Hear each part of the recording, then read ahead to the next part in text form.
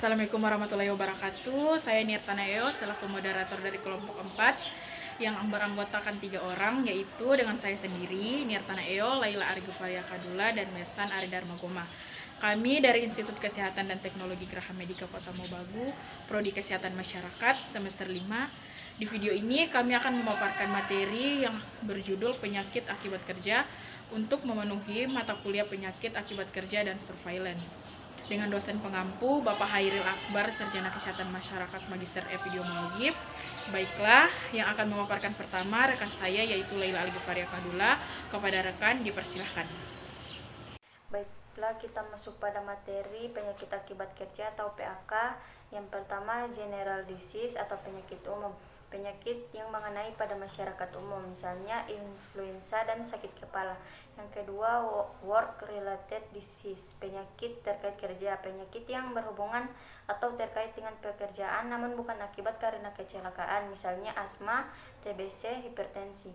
Yang ketiga, occupational disease atau penyakit akibat kerja, penyakit yang menyebabkan karena pekerjaannya atau lingkungan kerja, misalnya keracunan PB, obesitas, dan silikosis. Faktor fisika terdiri dari suara tinggi atau bising, temperatur suhu tinggi, temperatur rendah, radiasi non-mengion, radiasi mengion, tekanan udara tinggi, getaran lokal, getaran umum. Faktor kimia yang pertama ada asal, bahan baku, bahan tambahan hasil antara, hasil samping, hasil produk, sisa produksi atau bahan buangan.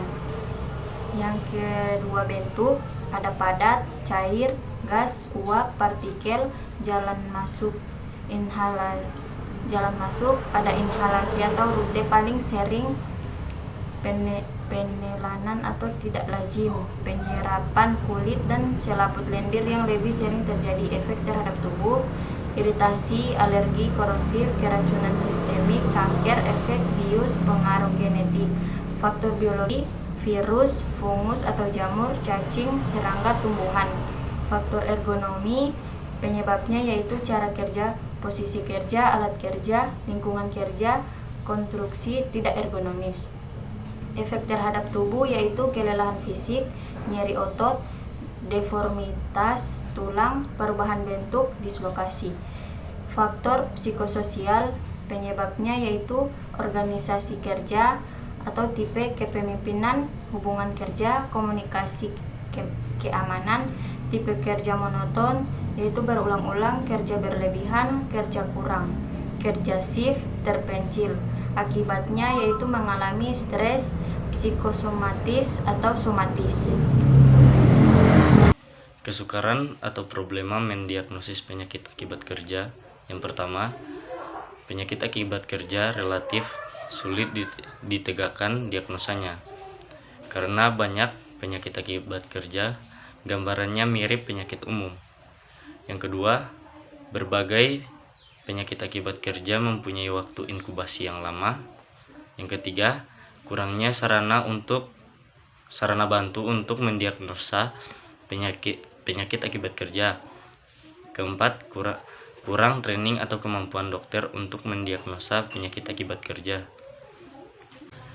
Langkah mendiagnosa penyakit akibat kerja. Yang pertama, diagnosis klinis. Yang kedua, menentukan hubungan sebab akibat. Yang ketiga, jumlah pajanan yang dialami. Yang keempat, kemungkinan penyebab lain.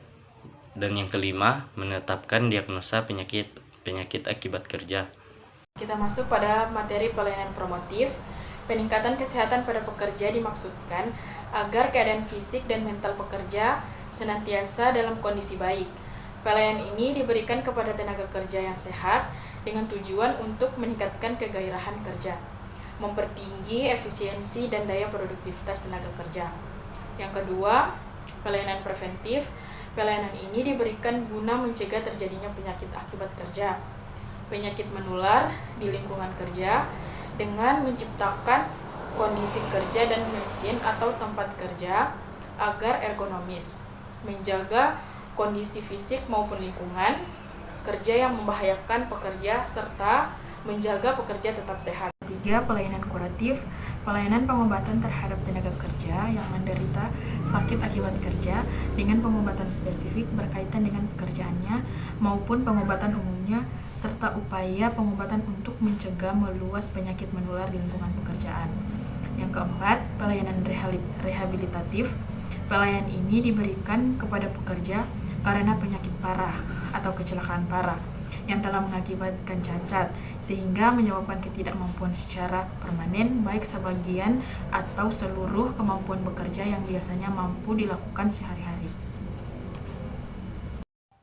Baiklah, itulah hasil pemaparan dari kelompok 4. Lebih dan kurangnya kami mohon maaf.